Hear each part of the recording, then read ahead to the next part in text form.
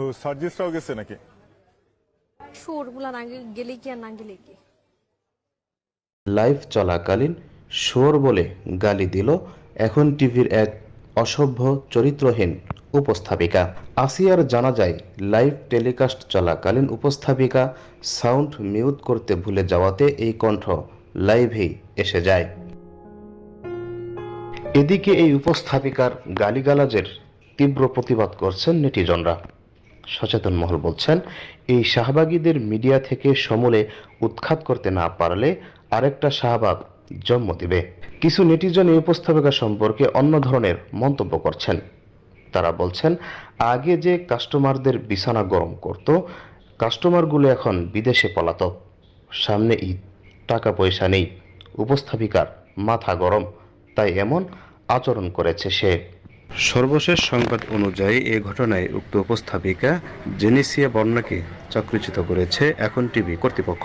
অন্যদিকে হাসানাত আব্দুল্লাহ বাহ বাহ বাহ, দারুণ দারুণ দারুণ। এই ধরনের সাংবাদিক আছে দেখে এই বাংলাদেশে এই অবস্থা। কি বলবো, এখন তো নেতাকে বিছনা গরম করতে পারতেছে না, কারণ সামনে ঈদ। নেতাকে বিছনা গরম করে 2-3 লাখ টাকা ইনকাম করতো, সেই ইনকামের পথটা বন্ধ করে দিছে এই হাসনাত আব্দুল্লাহ, এই সার্জিসরা, যারা জুলাই আন্দোলন করছে তারা।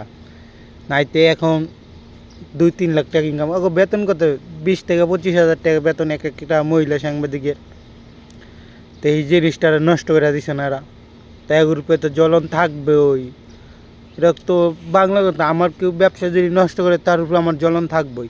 তো এই মহিলার ব্যবসা নষ্ট করে দিছে এই হাসনাত আব্দুল্লাহ, সাজ্জিদরা, আরও যারা জুলাই আন্দোলন করছে তারা। নেতাগুলো থাকলে এই কত কিছু কিন্তু তত্ত্ব, এখন তো এই জিনিসটা কিন্তু তত্ত্ব না। আইফোন কিন্তু ফ্যামিলির ঈদের মার্কেটিং করে দিত, নিজের জন্য 1-1.5 লাখ টাকা খরচ করতো। এখন 20-25 হাজার টাকা কী হয়?